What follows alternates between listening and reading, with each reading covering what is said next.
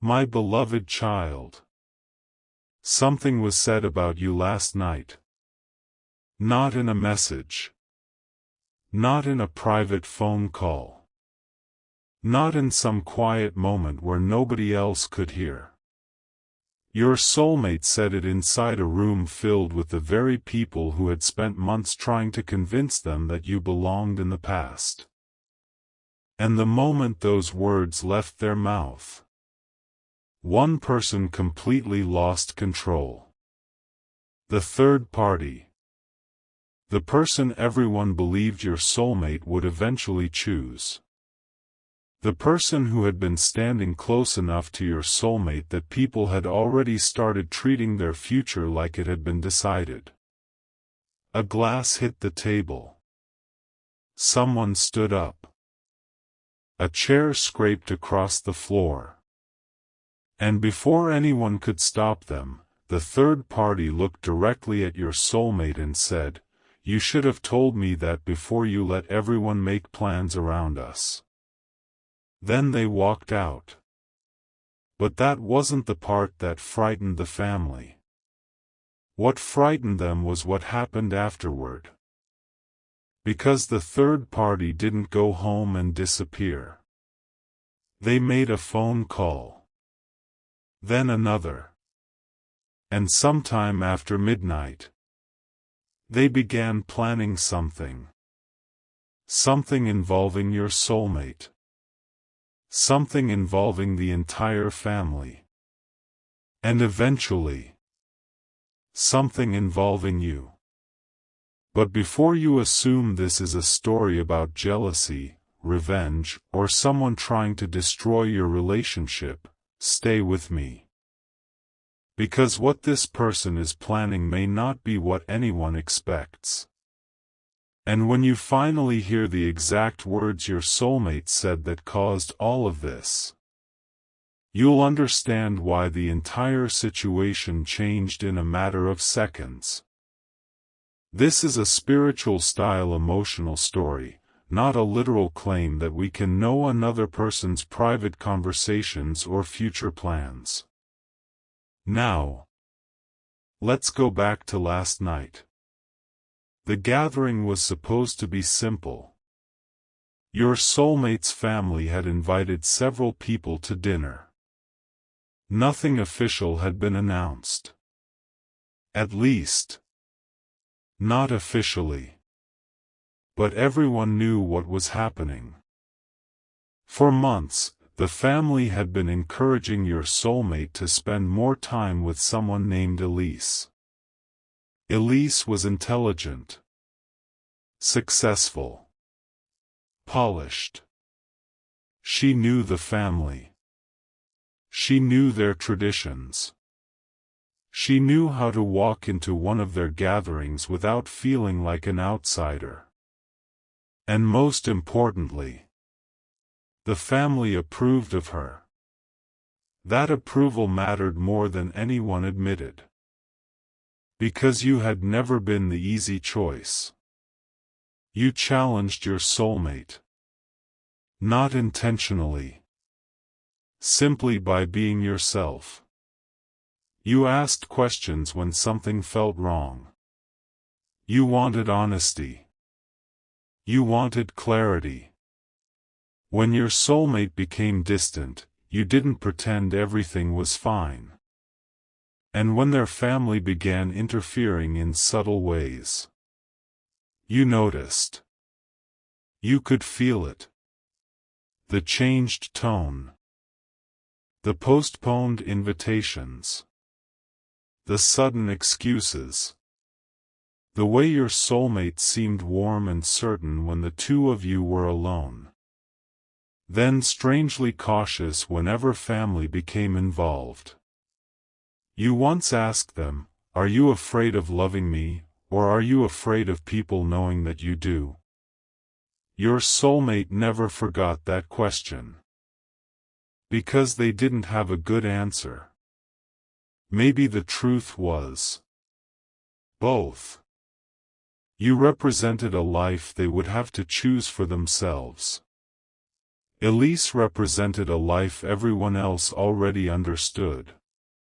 And for someone who had spent years trying not to disappoint anyone, that difference was enormous. So when you finally became tired of existing inside uncertainty, you stepped back. Not dramatically. No revenge. No threatening goodbye. You simply stopped fighting for a place someone else needed to choose willingly. Your last serious conversation ended quietly. You said, "I don't want to win against your family." Your soulmate stared at you. You continued, "I don't want to win against another person either. Then, I want someone who knows they want me without needing a competition." Your soulmate said your name. You shook your head. "No. Listen." They became silent. You said, "If you choose me one day, it should be because you're finally ready to choose your own life. Not because you're scared I'll leave." Then you walked away. Your soulmate assumed they would eventually find the courage to contact you. But days became weeks. Weeks became months. And something else happened during that silence. Elise became more present. Not because your soulmate openly pursued her. Because everyone around them created opportunities. Dinner invitations. Family events. Weekend gatherings. Mutual friends. People began joking, "You two make sense." Your soulmate would smile awkwardly. Elise would smile too. Neither corrected them strongly enough. That was the mistake. Because silence can create expectations just as easily as promises can. Elise began believing there might actually be something there. Not because she was foolish. Your soulmate allowed ambiguity. They didn't say, "I love you." But they also didn't say, "There is someone else I still haven't let go of." They didn't promise marriage. But when relatives talked about the future, they stayed quiet. And eventually, that quietness started looking like agreement. Elise noticed your absence. Of course she did. She had heard your name before. She knew there had been someone. But the family described it as finished. Complicated. Bad timing. Not serious enough. Probably for the best. Your soulmate never corrected those descriptions. And so Elise believed what everyone else believed. That whatever existed between you and your soulmate was over. Then came last night's dinner. At first, everything was normal. Food. Conversation. Laughter. Someone discussing travel. Someone complaining about work. Then your soulmate's aunt brought up an upcoming family celebration. She smiled at Elise. Then at your soulmate. And said, "Maybe we'll finally have something else to celebrate soon." A few people laughed. Your soulmate didn't. Elise looked toward them. Their mother noticed. Someone said, "Oh, stop pretending you don't know what we mean."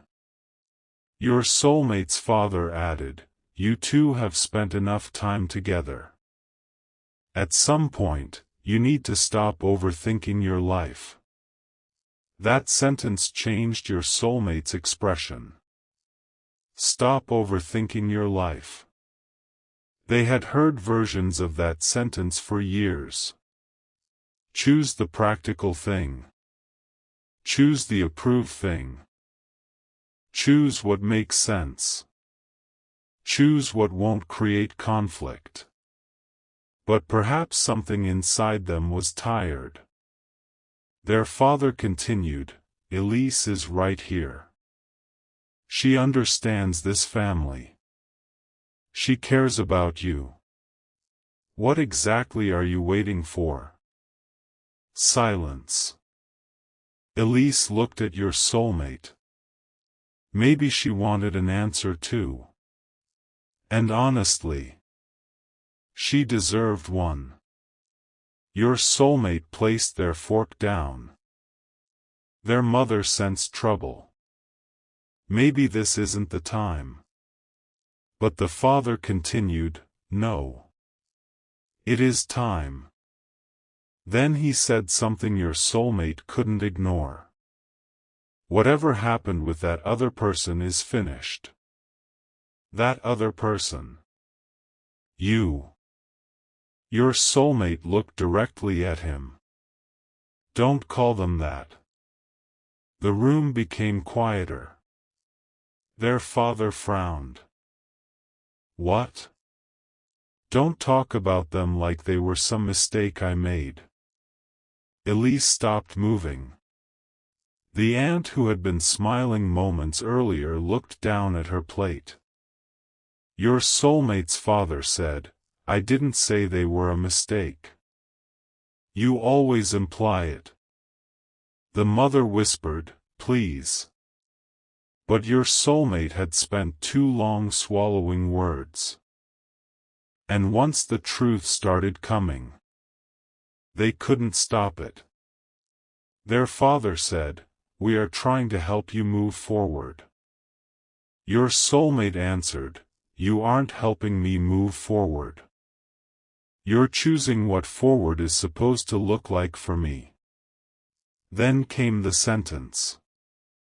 The sentence that changed everything. Their father gestured toward Elise. "What exactly is wrong with the life everyone is suggesting?" Your soulmate looked at Elise. And for the first time, they realized how unfair the situation had become to her too. Then they said, "Because if I build a life with Elise while I'm still in love with someone else, I'll spend the rest of my life apologizing to two people." Nobody moved. Your soulmate continued, "I'll owe Elise an apology for choosing her without giving her my whole heart." Their voice became quieter. "And I'll owe the person I actually love an apology because I was too afraid to choose them when I had the chance." Elisa's face changed. Completely. This was the first time anyone had said it clearly. Not, "There used to be someone." Not, "Things were complicated." Not, "Your soulmate needed more time." Still in love, present tense. Elise stared at them. "You're still in love with them?"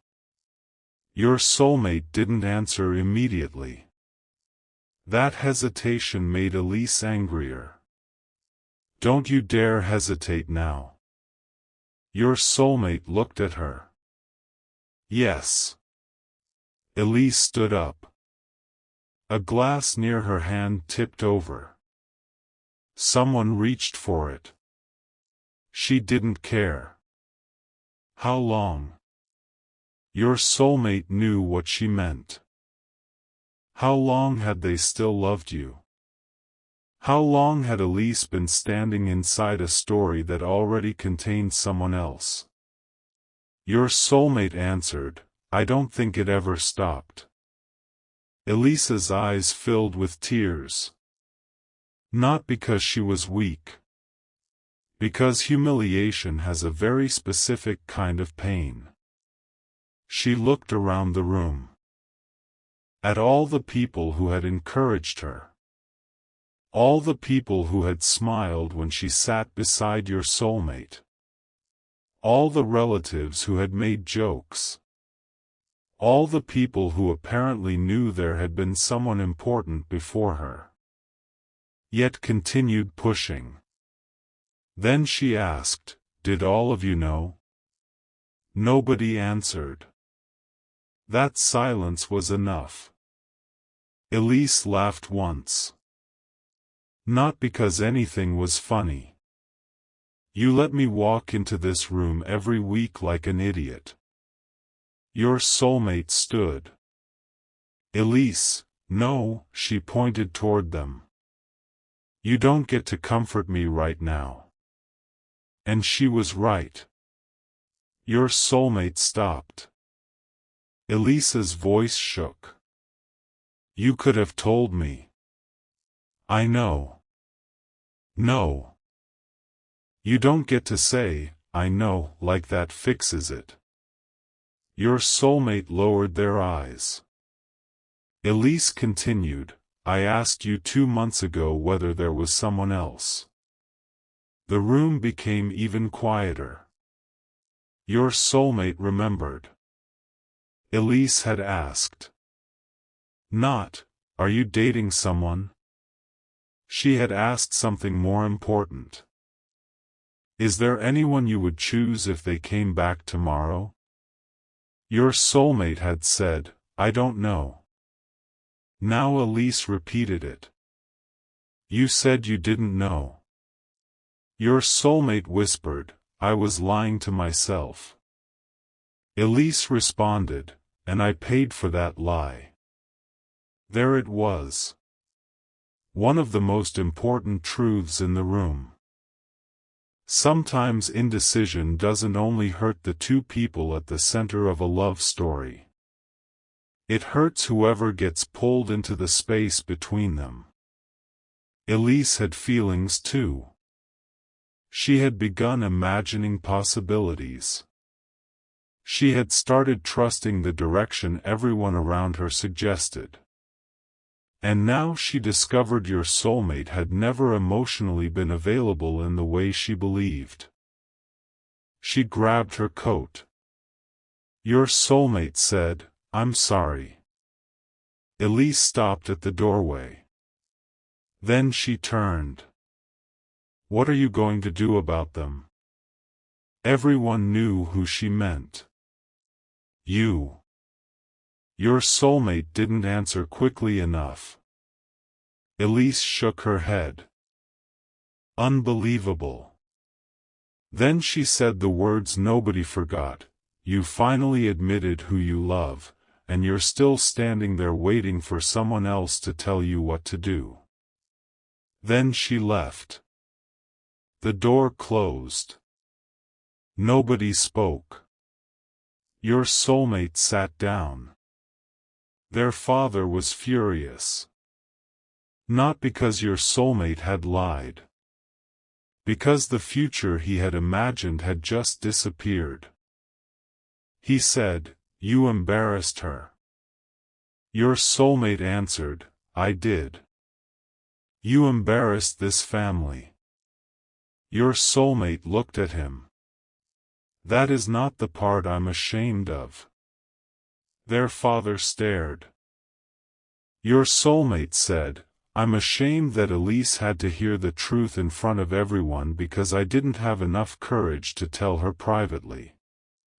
Then, and I'm ashamed that the person I loved had to leave before I was willing to admit why. That was different. Accountability. Not romantic drama. Your soulmate understood something. Their fear had created victims. You. Elise. Even themselves. Because avoiding a choice is still a choice. Later that night, Elise sat alone in her car. She cried. Then she became angry. Very angry. And for a few minutes, she wanted you to feel what she was feeling. She wanted to find your number. Call you.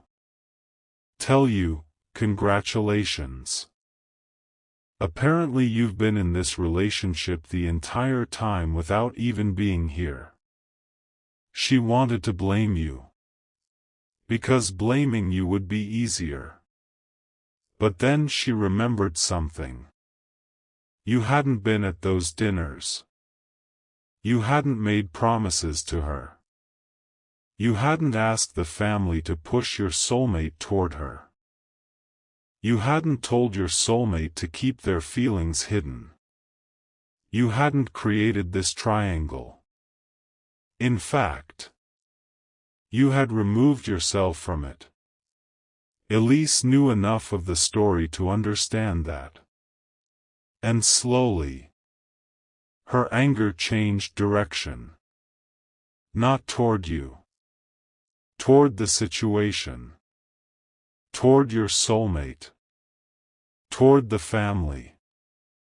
And toward herself for accepting half answers because she wanted the full answer to be different.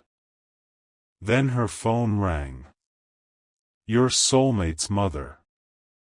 Elise almost ignored it. But she answered. The mother apologized. Elise said, "Did you know they still love that person?"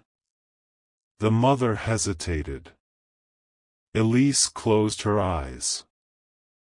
That means yes. I suspected. And you kept inviting me. I thought they would move on.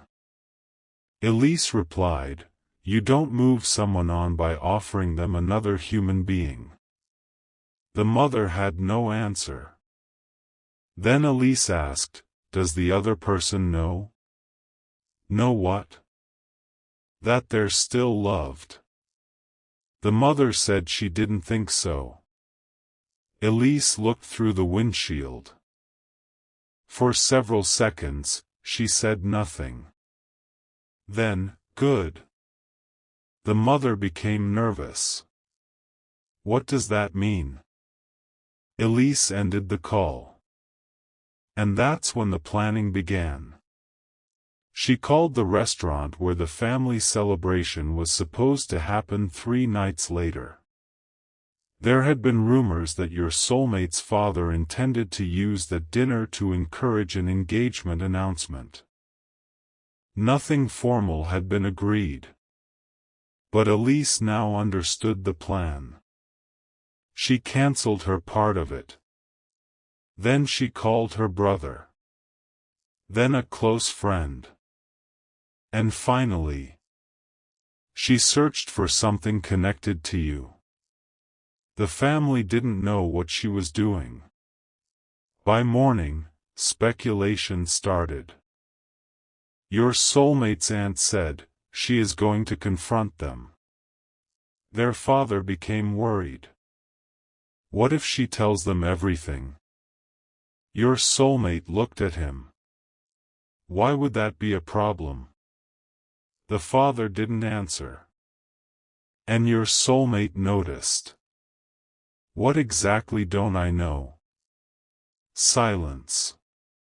Now another truth was entering the room. Your soulmate's mother said, This is not the time. Your soulmate stood.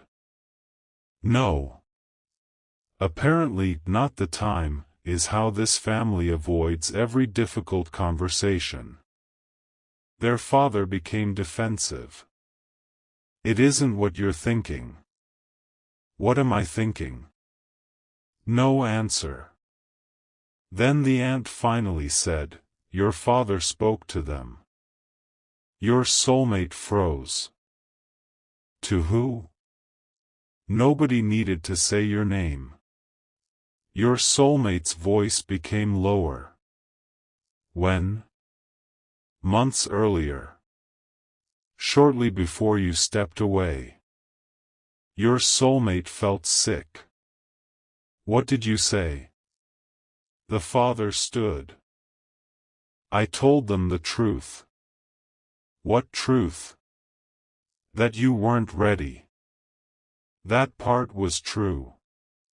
And that the family believed the relationship was creating unnecessary conflict.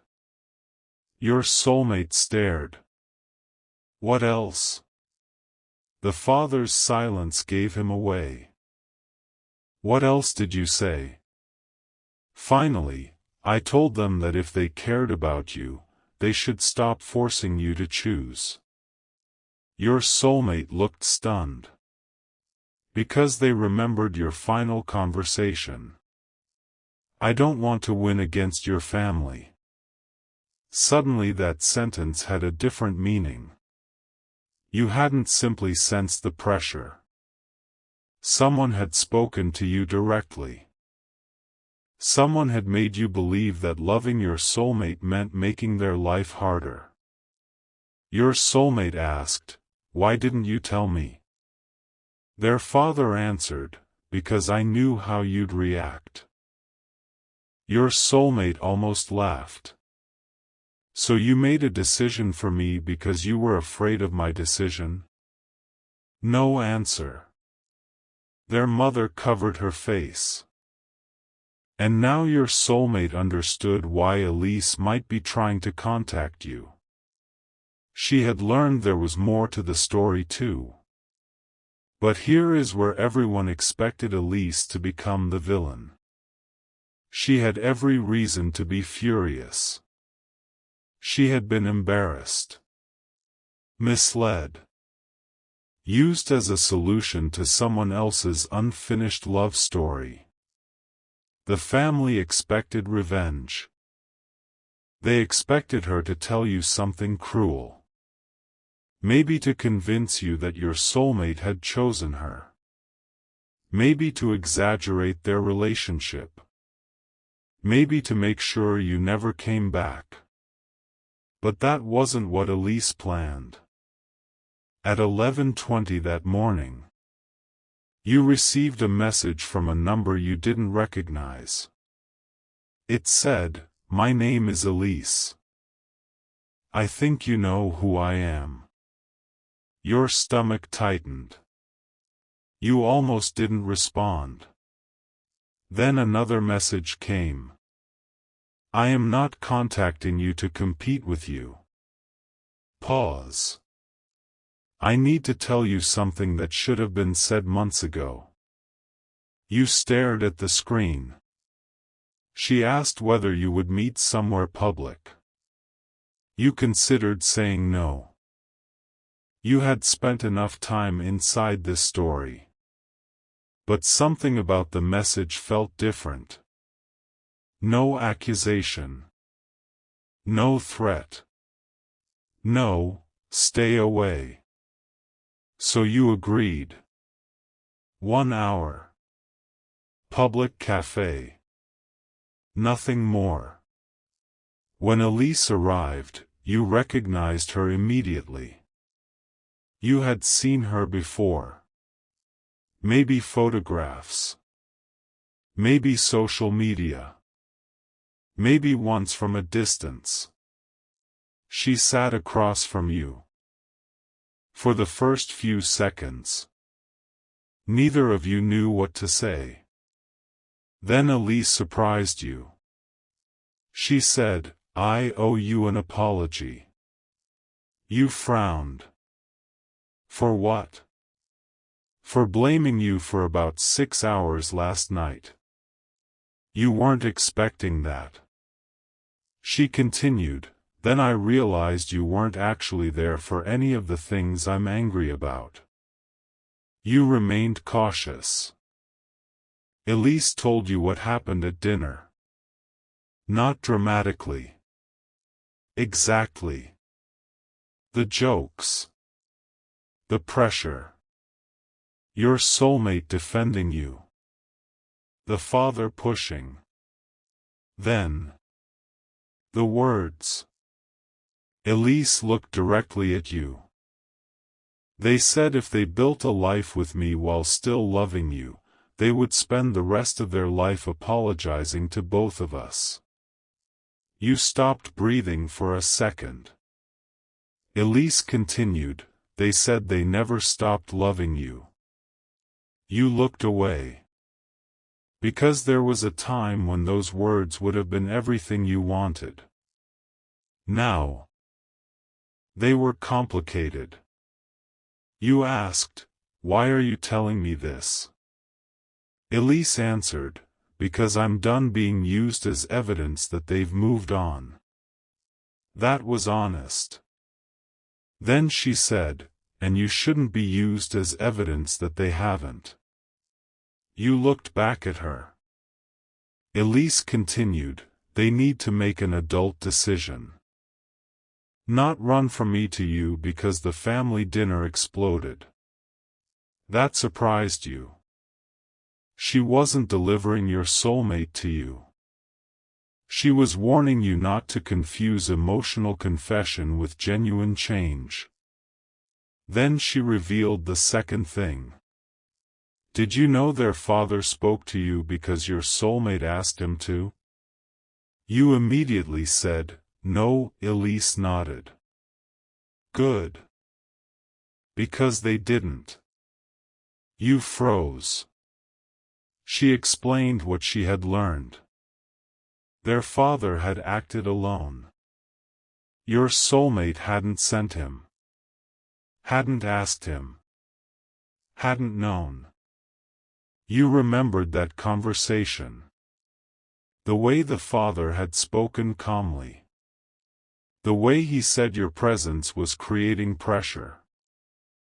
The way he made it sound as though your soulmate couldn't breathe while you were asking for clarity. You had walked away believing you were protecting someone you loved. Now, you discovered they hadn't even known why you truly left. Your eyes filled. Not because everything was suddenly fixed. Because months of pain had just shifted shape. Elise watched you quietly. Then said, "Don't misunderstand me." You looked at her. What happened doesn't make them innocent. She was right.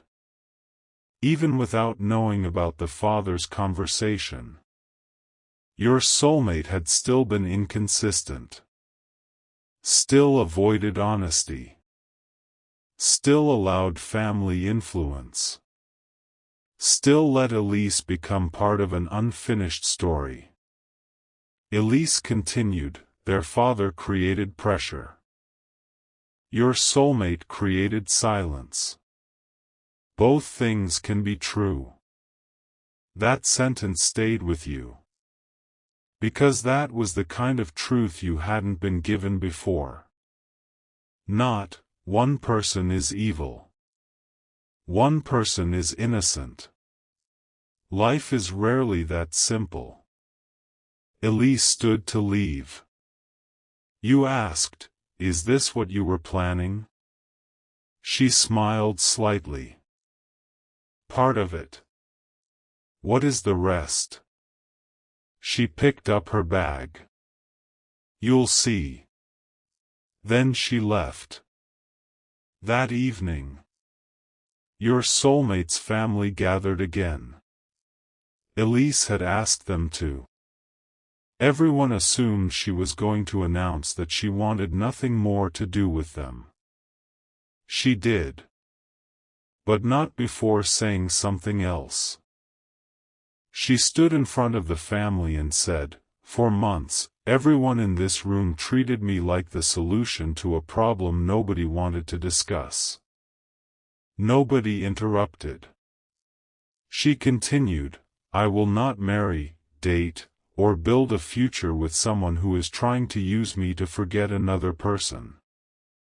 Your soulmate lowered their head. Elise looked at them. "And I will not hate you for loving someone else. Then, but I will judge you for knowing it and letting me discover it this way." Your soulmate said, "You should." Then Elise turned toward the father. "And I won't participate in a family that calls control protection." His face changed. Elise revealed that she knew about his conversation with you. The room exploded. Questions. Arguments. Denials. But Elise wasn't finished. She looked at your soulmate. Do you know what I'm planning now? Your soulmate said nothing. Elise answered, nothing for you. Everyone became confused. She continued, that is the point. I am stepping out. No competition. No triangle. No family arrangement. No convenient second choice. Then she said something your soulmate never forgot. If you love them, go speak to them. If they reject you, live with it. If they forgive you, earn it. But stop dragging other people into the space where your courage is supposed to be. Silence. And just like that, the third party's plan was revealed. Not revenge. Not sabotage. Removal. She was removing herself from a situation she should never have been placed inside. And by doing so, she removed your soulmate's final excuse. No more, it's complicated because Elise is involved. No. Elise wasn't involved anymore. No more, my family expects something. The family had been confronted. No more, I need more time. Time had already done enough damage. Now your soulmate had one question. Would they finally come to you honestly? Later that night, your phone lit up. Their name. You stared at it. You didn't answer immediately. Then a message appeared. Elise told me she spoke to you. Another. I know what my father did. Then, I also know that doesn't erase what I did. That line mattered. Your soulmate didn't use the father's interference to escape responsibility. They wrote, he pressured you without telling me. But I created the uncertainty that made his words believable. You read it twice. Then, should have made it impossible for anyone else to define what you meant to me. You sat quietly. Your soulmate continued, I didn't. Then the final message, I don't want to ask you to come back tonight. I want to ask whether I can finally give you the conversation I should have given you before you left. No pressure. No, we belong together. No, Elise is gone, so choose me. Just a conversation. You agreed. The next afternoon, you met. Your soulmate looked different. Not physically. Something in their posture. Less performance. More humility. They didn't begin with, I love you. They began with, I failed you. You listened. They said, I loved you and behaved like loving you was something I needed permission to do. Then, I allowed my fear of disappointing people to become your punishment. You asked, why didn't you tell Elise? Your soulmate didn't hide. Because telling her would have forced me to admit what I still felt for you. That's unfair to her. Yes. Why should I believe you won't do this again? Your soulmate paused. Good. Because the wrong answer would have been immediate. I don't think you should believe it yet. You looked at them. They continued, I think I should have to show you. That was different. You asked, and if I don't want another chance? Your soulmate swallowed. Then I need to respect that. Even after everything you just admitted? Yes. Even though your father interfered? Yes. Even though Elise stepped away? Yes. Then, none of those things create an obligation for you. For the first time, you saw something you had needed months earlier. Not certainty about the future. Maturity about the present. You spoke for a long time. Some moments were painful. Some were surprisingly calm. You told them how humiliating it felt to believe their family had to ask you to release them. You told them how many nights you questioned whether you had imagined the connection. You told them you hated how long it took to feel like yourself again. Your soulmate didn't interrupt. Didn't defend. Didn't say, "But I was scared." They simply listened. Finally, they said, "I understand why hearing that I still love you doesn't automatically make you happy." You looked at them. There was a time when it would have. I know. And that time passed. Your soulmate nodded. Then if there's another time, I know it has to be built. There. That was the real beginning. Not a dramatic kiss. Not instant reconciliation. A possibility. And there was one more person whose story mattered. Elise. She didn't disappear as the jealous third party defeated by true love. She moved forward too.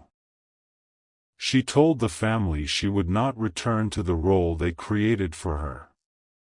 She didn't become your best friend. That would have been unrealistic. But when you saw each other once weeks later, you nodded. She nodded back. There was something almost peaceful in it. Two people recognizing that neither had actually been the other's enemy. The real problem had been avoidance. Pressure. Fear. And people making choices on behalf of adults who needed to choose for themselves. Your soulmate eventually apologized to Elise privately. Not, "I'm sorry I chose someone else." But, "I'm sorry I allowed you to believe I might choose you while knowing my heart wasn't available." Elise accepted the apology. But she didn't erase the consequence. Don't do that to another person again. Your soulmate promised they wouldn't. Elise answered, "Don't promise me. Become someone who doesn't." That line stayed with them too. And perhaps that's the deeper meaning of this entire story. The third party lost control after hearing your soulmate admit they still loved you. But losing control wasn't the end of their character. What they did after the emotion passed revealed who they really were. They could have attacked you. They didn't. They could have tried to force your soulmate to choose them. They didn't. They could have exposed private details to humiliate everyone. They didn't. Instead, they removed themselves from a triangle that should never have existed, and forced every person involved to carry their own truth. Your soulmate had to carry the consequences of silence. Their family had to carry the consequences of interference. You had to decide whether love was still something you wanted, not merely something you remembered. And Elise had to choose self-respect over being someone's acceptable alternative. Nobody escaped completely. But everyone finally stopped pretending. That's what changed everything. So my beloved child, if someone tells you that a third party is jealous, angry, or losing control over you, don't immediately celebrate. Another person's pain is not proof of your victory. Healthy love should never require someone else to be humiliated. The real victory is clarity. If someone loves you, let them say it.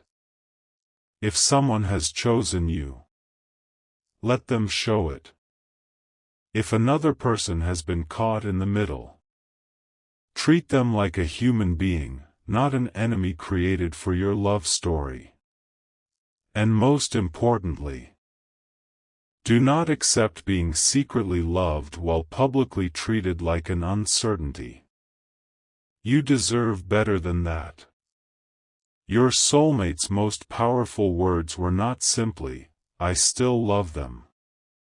The more important realization came afterward: I should have made it impossible for anyone else to define what they meant to me. That is the standard. Because people can feel deeply and still behave poorly. They can love and still avoid. They can miss and still remain inconsistent. Love becomes meaningful when it begins shaping behavior. So don't focus only on the confession.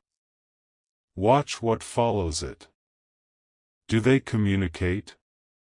Do they defend the relationship without making you fight every battle?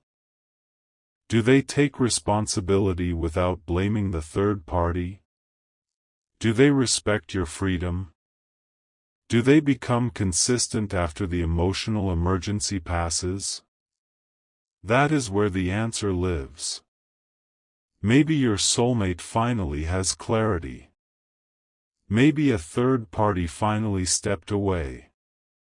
Maybe family secrets and interference have been exposed. But none of that automatically creates your happy ending. The happy ending begins only when two people freely choose to build something healthier than what existed before. And you are allowed to decide whether you want to participate. Maybe you do. Maybe you don't. Either answer can be powerful. Because this time, nobody else gets to choose for you. Not family. Not fear. Not the third party. Not even the person who says they love you. You choose. And perhaps that is the biggest change of all. If this story touched you, comment, "I choose clarity, honesty, and self-respect." Not because commenting controls another person's heart. It doesn't. Write it as a reminder to yourself. You do not need to compete for healthy love. You do not need to defeat another person. You do not need someone else's humiliation to confirm your importance. The person who truly wants to build with you must eventually become brave enough to say, "This is my choice." And then live like it.